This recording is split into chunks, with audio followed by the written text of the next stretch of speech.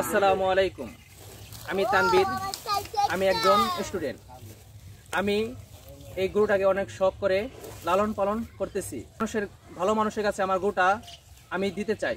তো এই গরুটা তারা আমার কাছ থেকে নেয়, তাহলে আমার পরিবারজন ভালোভাবে থাকতে পারবে এবং সুখে শান্তিতে থাকতে পারবে।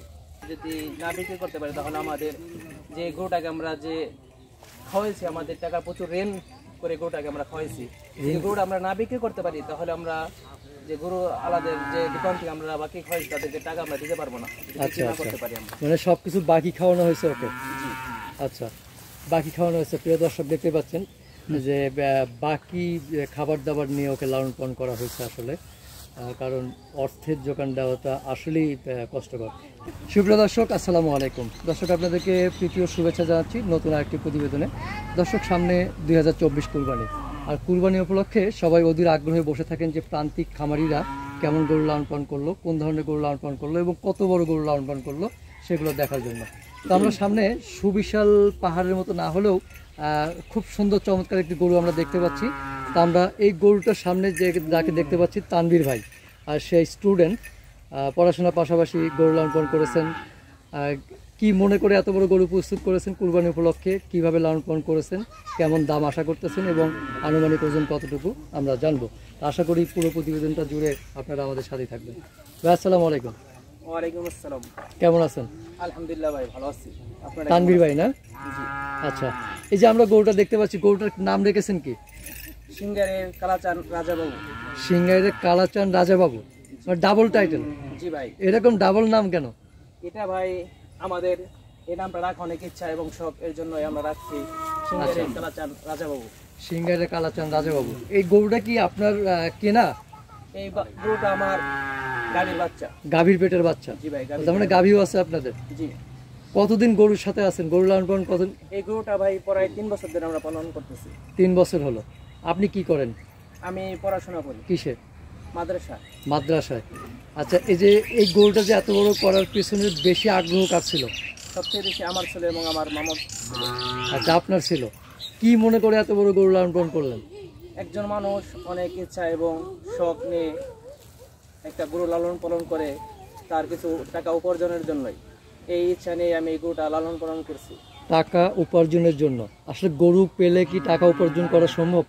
জি, টাকা গরু যদি আমরা প্রতিটা মানুষ যদি আমরা গরু পালন করি তাহলে টাকা উপার্জন করা সম্ভব। কিন্তু এখন তো বড় গরু যারা প্রস্তুত করতেছে বেশিরভাগ হলো লস করতেছে। জি না, যদি আমরা এটা ভালো খাবার দ্বারা এবং ঘাস দ্বারা যদি আমরা এটা পুষতে পারি তাহলে আমরা লস হব না, আমাদের লাভবান হব। ভালো খাবার দ্বারা কি কি খাবার দিয়েছেন ওকে? আমরা দিয়েছি হলো আপনার ছোলা এবং গমের ভুসি, ছাটি এবং ঘাস এবং বিভিন্ন দানাদার ইত্যাদি খাদ্য। কিন্তু আমরা যতটুকু জানি বা দেখেছি বা অনেক শুনেছি, এবং গাজরও খাওয়ানো হয়। আচ্ছা, বড় গরু যারা লালন পালন করে বেশিরভাগ হলো মালটা, কমলা, আপেল এগুলো খাওয়ায়। এগুলো খাওয়াইছেন কিনা? না ভাই, আমরা আপেল মালটার কথা বলবো না, আমরা গরুটাকে এগুলো খাওয়াই না, আমরা গাজর এটা খাওয়ানো হয়। আচ্ছা, মানে সব প্রাকৃতিক পর্যায়ে। এবং কলা এগুলো খাওয়ানো হয়। কলা। আচ্ছা, তো প্রতিদিন ওর দানাদার খাবার কতটুকু যায়? প্রতিদিন আপনি দানাদার খাবার প্রায় 20 কেজির মতন। 20 কেজি? আচ্ছা, আর ঘাস? ঘাস আপনার প্রায় 2 আটির মতন প্রতিদিন ঘাস খাওয়ানো হয়। ভ্যাকসিন করা আছে গরুটা? জি না ভাই, কোনো ভ্যাকসিন করা হয় না। একদম কোনো ট্রিটমেন্ট দেওয়া হয় না? জি না, কোনো ট্রিটমেন্ট দেওয়া হয়নি। প্রিয় দর্শক, আপনারা দেখতে পেয়েছেন যে কোনো ট্রিটমেন্ট এ পর্যন্ত করা হয় নাই, কোনো ঔষধ খাওয়ানো হয় নাই। প্রাকৃতিক পর্যায়ে, প্রাকৃতিক উপায়ে এবং 100% অর্গানিক মুক্তভাবে লালন পালন করতেছেন গরুটা। সিঙ্গারের কালাচান রাজাবাবু, খুব সুন্দর নাম, কালাচান রাজাবাবু।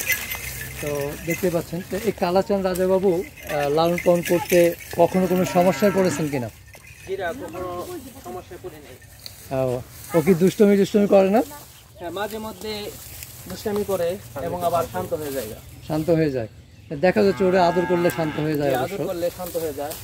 আচ্ছা, তো এই যে আপনার কালাচান রাজাবাবুকে নিয়ে সামনে কেমন স্বপ্ন দেখতেছেন, কি আশা আপনার? যদি এটা আমি বাজারে ভালো দাম বিক্রি করতে পারি তাহলে আমাদের পরিবার নিয়ে সুখে শান্তিতে আমরা থাকতে পারবো। আর যদি এটা আমরা ভালো দামে বিক্রি না করতে পারি তাহলে আমাদের পরিবারে একটা অশান্তি নেমে আসতে পারে। কেন ভাই, অশান্তি কেন? যে এই গরুটা আমরা 3 বছর ধরে পালন করতেছি, যে আমাদের গরুটা বেশি প্রচুর টাকা আমাদের ব্যয় হয়েছে, যদি আমাদের যদি ভালো দামে বিক্রি না করতে পারি তাহলে আমাদের সংসার ভিত্তিক অশান্তি নামে আসবে। দেন আমরা গরুটাকে অনেক খাওয়াইছি, টাকা পয়সা খরচ করছি এর জন্য ভাই। আচ্ছা, মানে ওকে খাওয়ানোর মতো যোগান যে দেওয়াটা, সেই যোগানটা দিতে আসলে হিমশিম খেতে হচ্ছে। জি, হিমশিম খেতে হচ্ছে। এটাই আসলে, অশান্তি বলতে কিছু নেই, বাট ওকে খাওয়ানোটা বা লালন পালন যে খরচটা সেইটা একটু ব্যয়বহুল, এই কারণে বহন করাটা একটু কষ্টকর হয়ে যাবে। আচ্ছা প্রিয় দর্শক, আমরা যতটুকু জানি যে প্রান্তিক পর্যায়ের অনেক খামারি আছে, ক্ষুদ্র খামারি, তারা কিন্তু অনেক শখ করে, অনেক আশা নিয়ে বড় গরু লালন পালন করে। তারা দুটি পয়সা আয় করবে বলে অনেকের আশা থাকে যে কেউ বিদেশ যাবে, কেউ পড়াশোনা করবে, কেউ ঘরবাড়ি বানাবে, কাউকে বিয়ে শাদী দেবে। সেই উদ্দেশ্যে কিন্তু মানুষ বড় গরু প্রস্তুত করে, বিশেষ করে প্রান্তিক পর্যায়ের খামারিরা। তা আমরা যদি সেই খামারিদের মানে আশা পূর্ণ করতে পারি, তাদের কষ্টের এই সম্বলটা ক্রয় করে যদি আমরা করতে পারি, তাহলে কিন্তু তারা একটু উপকৃত হবে। পাশাপাশি আমাদের দেশের বেকার তো যেইটা আছে সেটা কিন্তু আস্তে আস্তে দূরীকরণ হবে। তো দেখতে পাচ্ছেন দর্শক, চমৎকার গরুটি অসাধারণ। নিঃসন্দেহে গ্রামের এই গরুগুলো যারা ক্রয় করবেন কোরবানির উদ্দেশ্যে, আমার বিশ্বাস যে তারা আসল মাংসের স্বাদ পাবেন। তো আচ্ছা তানভীর ভাই, জি ভাই, যেটা হলো এই কালাচান রাজাবাবু, আনুমানিক ওয়েট কতটুকু হতে পারে বলে আপনার ধারণা? আনুমানিক আপনি 15 মণ প্লাস হবে। 15 মণ প্লাস মাইনাস হবে। জি, মাপেন নাই তো কখনো? জি না, এটা হয় না, এটা আমরা পালছি ছোট থেকে। প্রিয় দর্শক, গ্রামের মানুষ কিন্তু মাপযোগ ওইভাবে বোঝে না, তারা ফিতা কি স্কেল কি বোঝে না। তবে আনুমানিক 15 মণ ধারণা করতেছেন, হয়তো একটু প্লাস মাইনাস হইতে পারে। সেক্ষেত্রে যদি ভুল ত্রুটি হয় ক্ষমা সুন্দর দৃষ্টিতে দেখবেন। তো তানভীর ভাই, জি ভাই, এই কুরবানির আর বেশি দিন বাকি নেই। জি, কোনো কারণে আসলে যদি বলতেছি এই কারণেই যে হলো না বিক্রি, সেক্ষেত্রে কি আসলেই পালা সম্ভব না?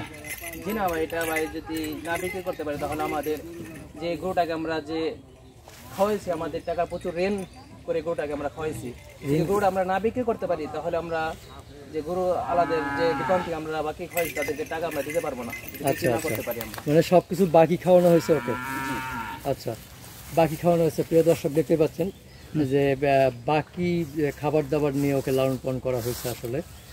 কারণ অর্থের যোগান দেওয়াটা আসলেই কষ্টকর। আনুমানিক ধারণা যে 1000 বা তার আশেপাশে খরচ হবে, অতটা কখনো করে নাই। তো অনেকে হয়তো বলবেন যে মিথ্যা বলে বাই বলে, আসলে ও জানে না কিছু, যার কারণে হয়তো একটু বলার মধ্যেই আছে। তো এইটা দাম কেমন আশা করতেছেন? এখন দাম আসার ভিতরে 6.5 লাখ টাকা আমি আশা করতেছি। 6.5 চাওয়া? জি, মানে চাওয়া, তারপরে আলোচনা সাপেক্ষে? আলোচনা সাপেক্ষে কম বেশি আলোচনা সাপেক্ষে করা যাবে। তো এখন যেটা হলো, এইটা আপনি কেমন মানুষের হাতে দেখতে চান, মানে তুলে দিতে চান কেমন মানুষের হাতে? এটা আমি একজন ভালো এবং যে আমার গরুটা নিবে তার আশা যে গরুটা দেখে পছন্দ হবে, তার হাতে আমি গরুটা তুলে দেওয়ার জন্য ইচ্ছা। আচ্ছা, যারা সহি সালামতে বা কি বলবো যে ওই উদ্দেশ্যে কুরবানি দেবে, তাদের হাতে তুলে দিতে চান। আচ্ছা, তো আপনার এই গ্রামে কিভাবে আসবে, একটু আসার ঠিকানাটা বলবেন? আমাদের গ্রামে যদি আপনি আসতে চায় তাহলে আপনি আসতে হবে সাভার হেমাদপুর হয়ে সিংহের থেকে মানিকনগর থেকে নীলম্বরপুরটি সহজে আসা যাবে। এখানে সহজ নিয়ম হলো 16 ইউনিয়ন 16 হতিয়া ব্রিজ। আচ্ছা, ব্রিজে এসে কি বলবে? ব্রিজে এসে বললে হবে যে আলাল শেখের বাড়ি, নাম বললে এখানে যে কোনো মানুষ দেখিয়ে দিবে। আচ্ছা, কেউ যদি ফোনে যোগাযোগ করতে চায়, ফোন নাম্বারটা দেবেন প্লিজ?